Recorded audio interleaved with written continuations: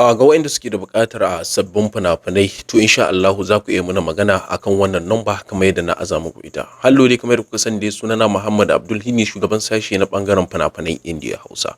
Ga waɗanda suke ta tambayar yaya za a yi su rika samun sabbin fina-finan Indiya Hausa amma ba su san yadda za su yi ba. Abu na farko wato shine za ka ɗauki wannan namba idan ka kwashe ta za ka yi mun magana ni za ka yi mun magana sunana Muhammad za ka yi mun magana ta kan WhatsApp ko kuma za ka yi mun magana ta kan Telegram. Daga bisani insha Allah cikin 'yan daƙiƙu kaɗan zan tabbatar da cewa na amsa maka saƙonka.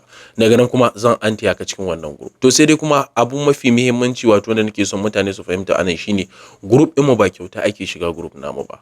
Group ɗinmu ana biyan kuɗi ne domin a shiga saboda mu kanmu muna sayan fina-finan ne ba kyauta muke samun su ba.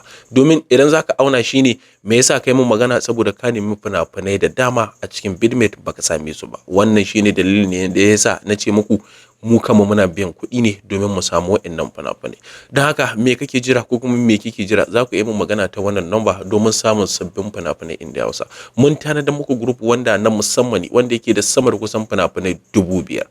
Sannan kuma akwai mutane da dama waɗanda suke cin amfanin wannan group.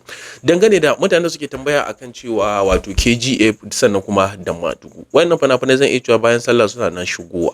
Wanda zan iya cewa cikin ku akwai wanda suke son su riga kowa kallon waɗannan fina-finai. To tabbas lokaci yayi da zaka shiga cikin wannan group namu mai suna Abdul VIP Indiya Hausa. Group ne na musamman wanda yake da register wanda kowa an sahali wanda group ne wanda aka sahalima da dai sauransu.